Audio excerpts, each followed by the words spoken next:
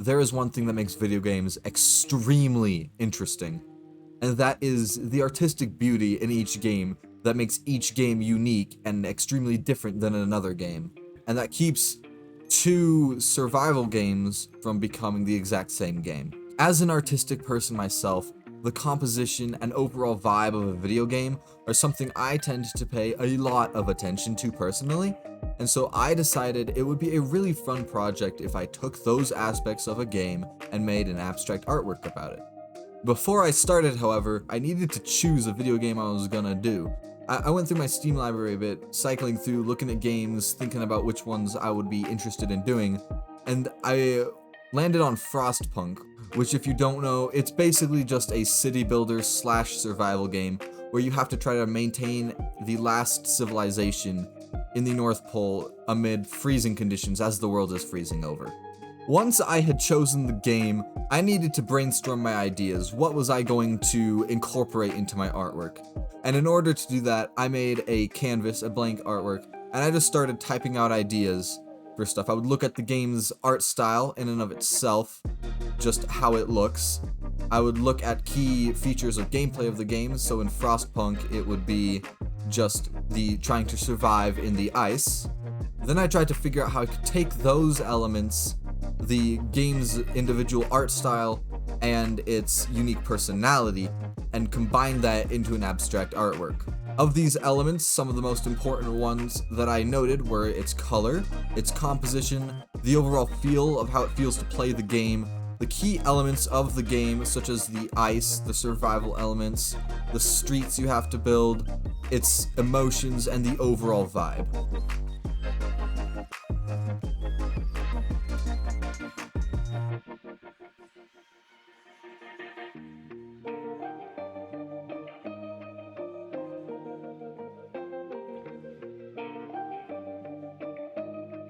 After I figured out what all of those were and what I wanted it to look like, I would figure out what they would look like in the context of the artwork that I was making, how the composition would be arranged, how I would incorporate symbolism, and what exact colors I would use.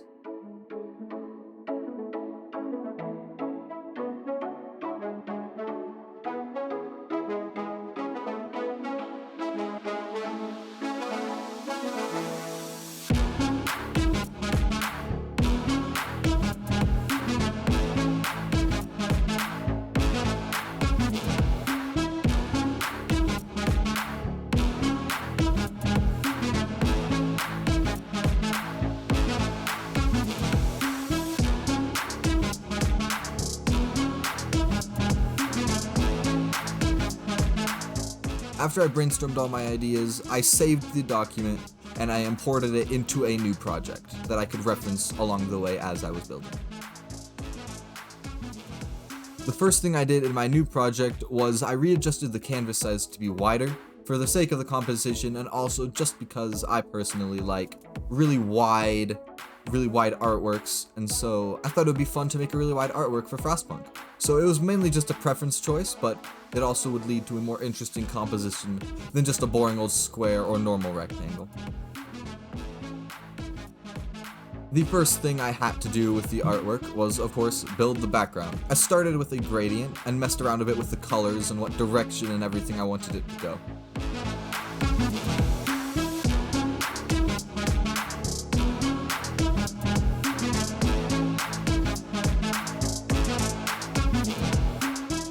After that, I went back to my ideas page and started outlining a rough sketch of what I wanted the arrangement and rough composition of the foreground elements to be.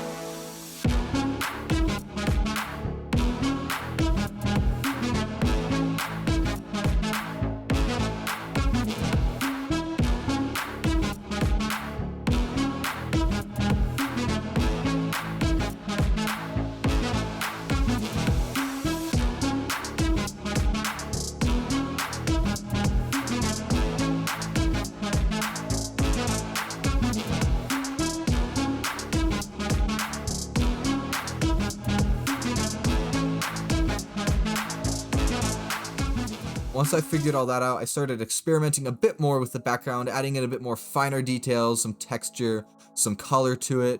I wanted to have some artistic freedom with it, of course, but I also wanted to keep the background very resemblant of the original game.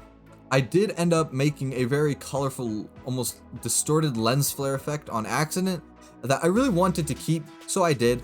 I wasn't sure exactly how I would tie it back in, but I figured if I rearranged it a bit, made it blend into the background of the colors, it would be a very interesting thing to keep.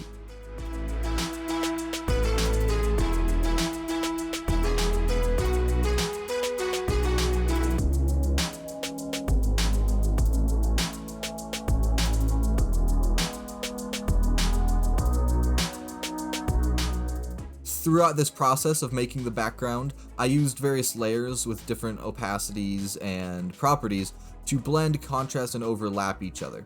A large part of my personal style is just manipulating different layers and seeing how they interact and make the artwork more unique and interesting, and I find doing this very enjoyable.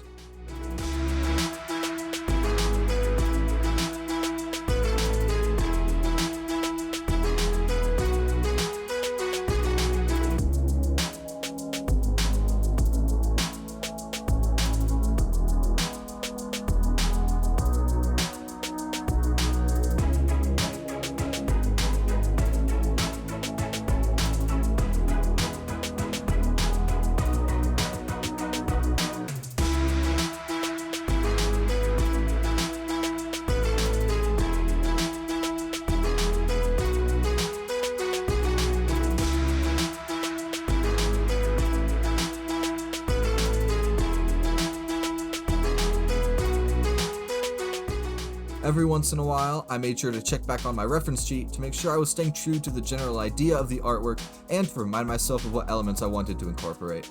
After I had the background finished, I started messing around with the forms and elements I wanted to put in the foreground that would be the main focus of the artwork. So I started off with a tower. I wanted it to resemble the generator that you have in the game, but I didn't necessarily want it to look like the generator. After all, when you're abstracting things, you simplify it and you make it different. And so I messed around with the arrangement and color of the tower for a bit before I settled on something I could be proud of.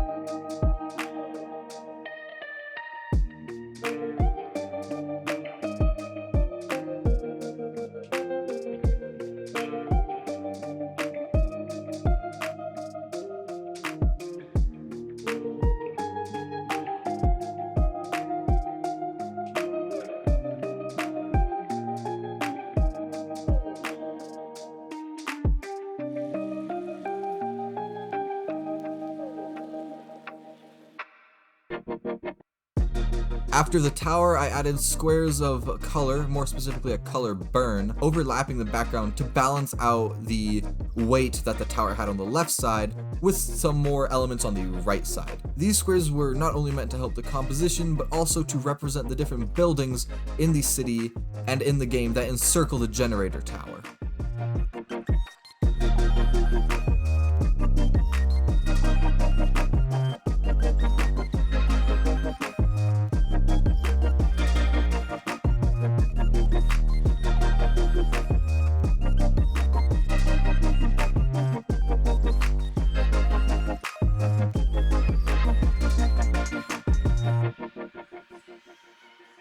Throughout the whole process of adding elements and stuff to the foreground, I kept on going back to the generator tower and kept adding more, taking some away, adding some, until I was overall happy with its ending look.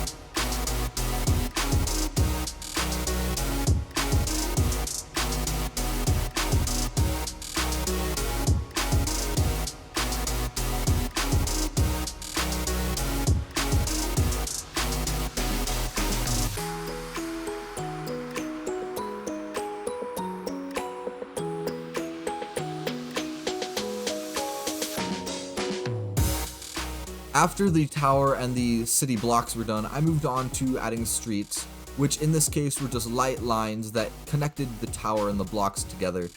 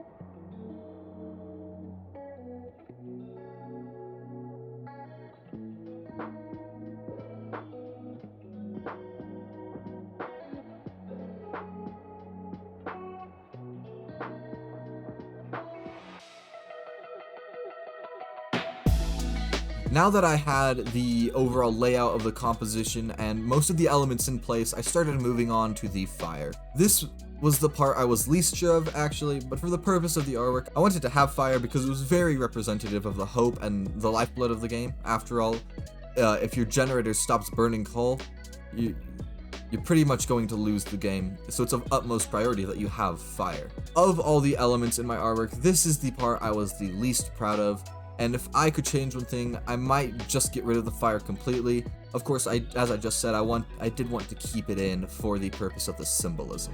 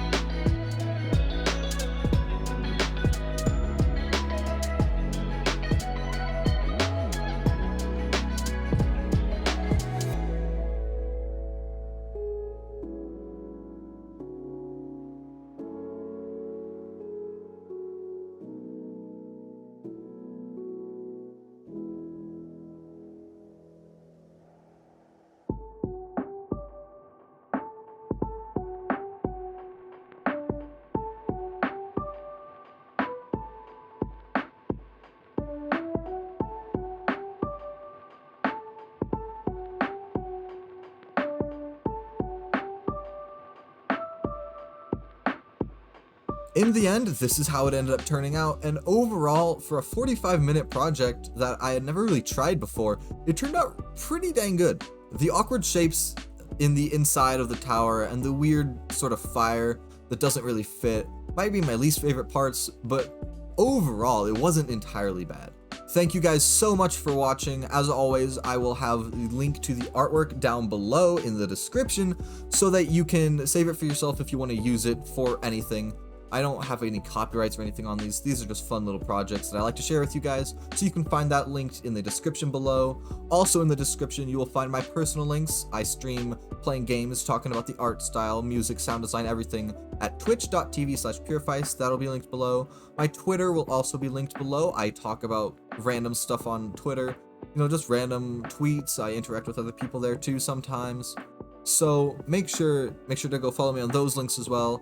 If you enjoyed this video, make sure to hit that subscribe button. If you want to be updated when I do more content like this, you can hit the bell as well. And that's about it for this video. Before I sign off, I would like to dedicate this video to the memory of Unus Annus. Unus Annus was a YouTube channel that lasted 1 year, and as a memento mori, it deleted itself. It deleted itself a few days ago, and it is still fresh and on everyone's mind. So I thought, since Frostpunk is a game about death, sometimes avoiding death, and Unus Annus was a channel about death, to remember death and dying, and Unus Annus is now gone, I would like to dedicate my artwork and this video to the memory of Unus Annus. May the channel rest in peace, and may the memories that we have carry on past their lifetime. In Memorium, Unus Annus, and as always, I will see you guys when I next upload. Thanks, love y'all, bye.